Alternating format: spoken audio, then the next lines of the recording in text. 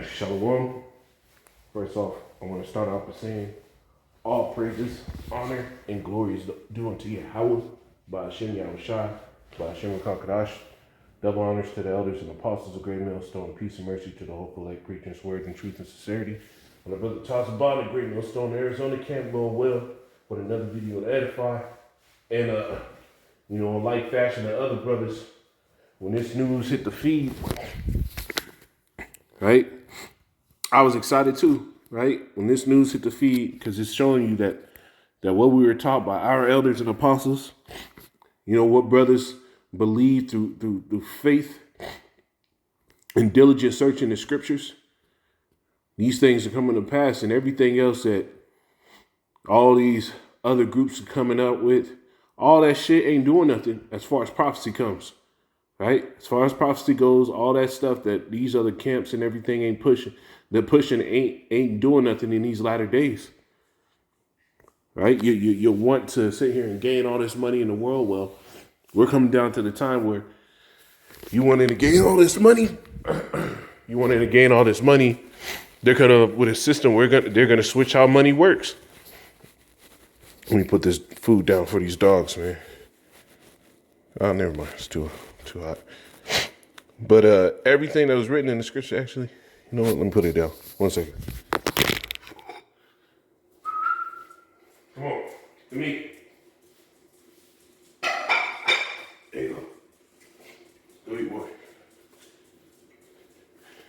And now we're seeing that the chip, right? They're starting to push it out. And it only makes sense for them to really come with the brain chip first. Because they can put something into people where now their bodies can function like normal again. Or now to be more included in society, to be the unprotected class, like those with cognitive issues, motor skill issues. If they could provide an extra layer of protection for them, right? Now they're going to find a reason to push an extra layer of protection for the average everyday person. And that's where it's going to come with the mark in the right hand or any hand, if that be the case, of all the other people. Right, so I'm going to play this, get some precepts, and Lord, will this be edifying. That chip implanted in your brain? Well, on Monday, Elon Musk announced his company, Neuralink, put an implant in a human for the first time. He didn't reveal much more about the patient, but said surgery happened on Sunday and they are recovering well. He says the chip would help people control devices through thought, and some of the first users would be people who don't have use of their limbs. The FDA gave the company the green light to begin human trials last year. So, what do you think? You see? And that's what we're gonna ask you. What do you think? Because when the elders and apostles brought it out, you had Bishop Nathaniel of the IUIC sit there and say his June ain't no microchip. You also had another nigga that sat here and put a potato chip in his hand and said, "Look, I got the chip." Well, now here it is in 2024, and they're implanting this thing in the people. The technology for this to really be established in the world is coming out more and more every day. Right? This is it. This is from Bloomberg. It says Musk says first Neuralink patient received implant in brain. It says, come on now.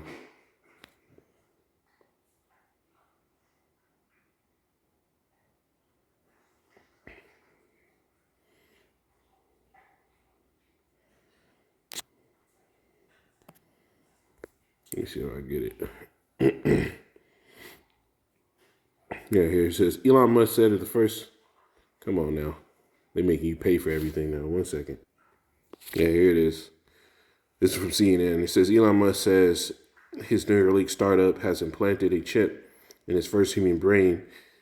Musk's controversial startup Neuralink has implanted a chip in a human brain for the first time. The billionaire said in a post on his X platform late Monday.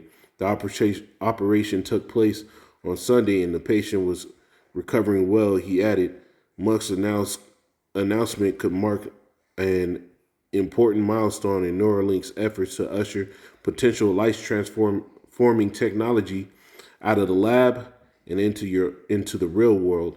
And yeah, this is going to be life-transforming technology. right? It's going to be coming out the lab and into the real world, and it's going to be on everybody, right?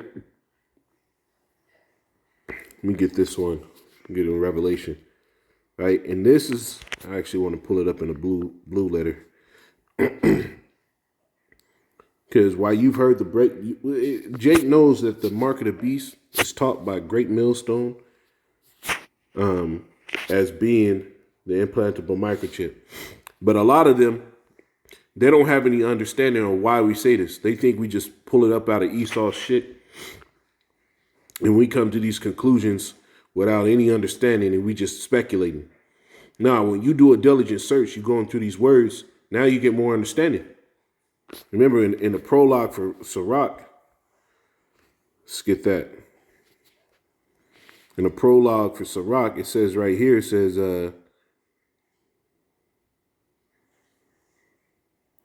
where is it at?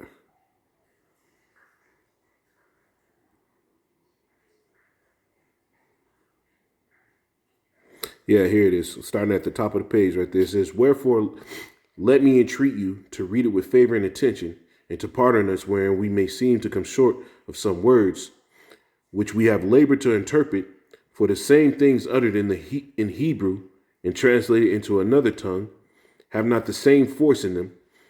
And not only these things, but the law itself and the prophets and the rest of the books, going into the book of Revelation, like we're going to hit, have no small difference in when they are spoken in their own language, right? These prophecies, when they were originally put down, they weren't spoken in English. So you have to go into the origins of the words within the time frame that it was written in. You go into the New Testament, is mainly written in Greek, and then you have the Old Testament that was written in Hebrew. Now, when you go to Revelation 13 and 15, it says, and he had power to give life unto the image of the beast, that the image of the beast, right? You got to know what that beast is, right? That beast is not any technology. That beast really is talking about the same beast, right? That were spoken of in Daniel's, I think it's Daniel's the 7th chapter, or Daniel's the 8th chapter, that went into 4 different rulerships, right? And now we're at that last beast, right? The dragon that had the deadly wound and was healed. We're in that time of that beast right now. So that beast is setting up an image or a system that should both speak and cause that as many as would not worship the image, that system, bow down to that new way of life. Just like in the time of the book of Daniel, when Nebuchadnezzar brought up what? The image, that sculpture, right? And told everybody to bow down. And if you didn't, you were under threat of death. This is that new image, right? Where you show the allegiance to that beast system, right? Of the beast should be killed, right? And if you don't bow down and worship, just like in the time of Daniel, you'd be killed. Now, verse 16, it says, and he caused all, both small and great, rich and poor, free and bond, to receive a mark in their right hand or in their foreheads, right? And now, when you go to that word mark in the Hebrew, just like the scripture I got in the prologue of Sirach,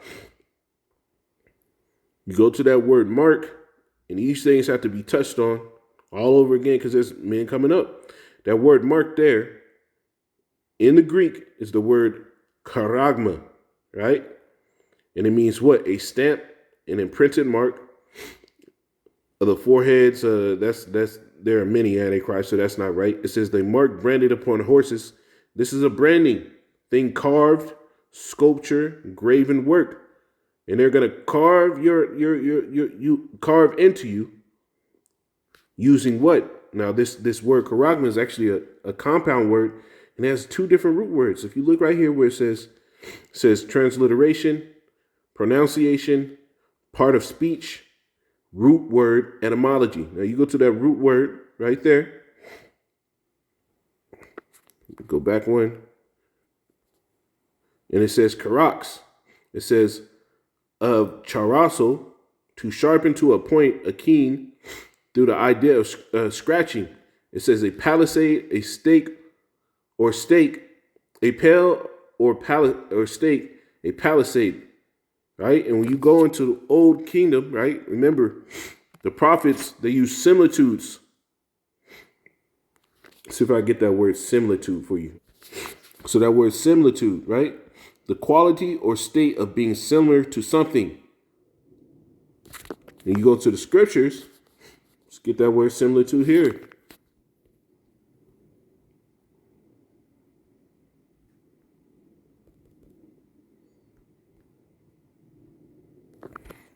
Oh, I'm spelling it wrong.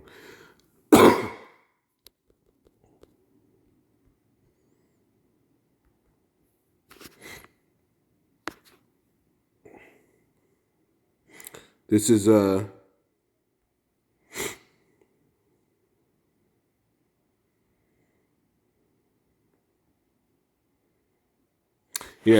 12:10. It says, I have also spoken by the prophets, and we know that when you go into John the Revelator, he's a prophet. He's a disciple and a prophet, right? I have also spoken by the prophets, and I have multiplied visions and used similitudes by the ministry of the prophets. So this similitude, the palisade, going into the root word for the charagma, this similitude actually goes into this right here. See? Palisade, medieval palisades. They're wooden tips. And what is it? What is this palisade a similitude for? Well, when you go through these images, there's one that usually pops up. See if it pulls it up. There you go. Right there. You look exactly like a palisade, and that's the delivery method. The hypodermic needle. Now, when John the Revelator, he was seeing these things, he used the words that he knew of his time. And he gave you similitudes of what that he was seeing. Now, when you go into the root word for karax, the last root word for the whole word of charagma, it actually goes into the technology section of this, man. Right? Grapho, which goes into write with reference to the form of letters, to delineate or form letters on the tablet, parchment, paper, or material. All right, I'm going to jump down. It says to commit to writing, right? Right there. Things not to be forgotten. Write down, record. And that goes into the technology portion of this, right? So there was something that marked people, which is going in, that mark is actually the RFID chip. Gives you your barcode, gives you your identity under that system. The karax, which is the delivery method, and the technology behind it that takes down everything is actually blockchain technology, man. And this is where the whole kit and caboodle comes in with the Neuralink implantable microchips. This is just part of Esau's plan. Because when you go, let's go back to Revelation 13 and 16, he calls it all, both small and great, rich and poor, to receive a mark in their right hand or in their foreheads. And the elders and apostles have been going through that forehead. And it means what? Right there, metapon. Space between the eyes, forehead. Right? And that's what's happening, man. So they're chipping people in the brain. This is prophecy coming to pass, man. This is prophecy coming to pass. And pretty soon we're going to see a lot of people pop up with questions. Right? All these other groups. And now you got Sakari sitting there blatantly using the scriptures. So I was watching the elders video a little earlier. You got Sakari blatantly using the scriptures to justify getting tithes from people. But these are the same scriptures by a man, right? A disciple, a great man in the scriptures, Paul, that they say they refute. but then they'll use the same scripture written by him. So all you jakes that out there abusing the word for your own fucking personal gain, you gonna have people at your neck. People gonna be asking you questions, right? Yeah, and yeah, Sakari teaches that the mark of the beast is an RFID microchip. Yes, but you admitting those other scriptures, not giving people the full. There's a reason why the Lord put all these words in these scriptures and made sure they stood the test of time, because all these words are going to be needed for us to get through what's coming. So y'all gonna have things to answer to. IUIC, y'all gonna have shit to answer to, right? Let me get this.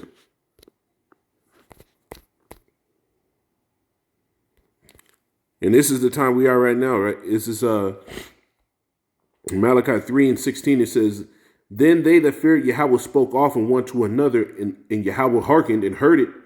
And that's what's happening now. The Lord's hearkening. He's hearing the brothers' prayers. What we doing, man, this don't go unseen. And a book of remembrance was written before him that feared Yahweh and that thought upon his name. And they shall be mine, said Yahweh of hosts.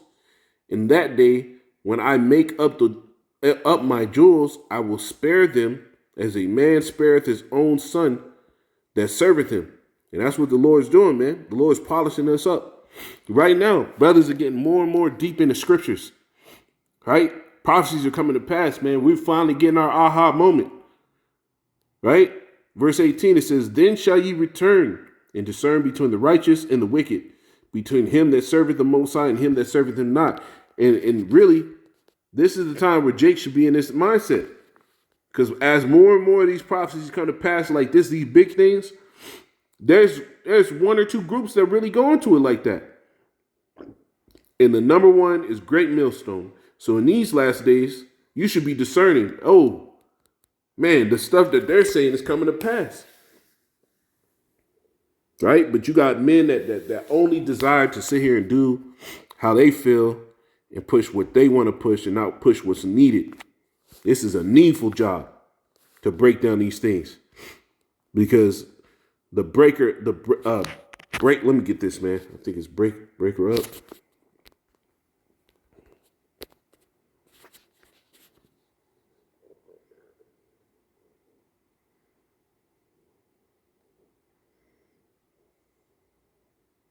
No.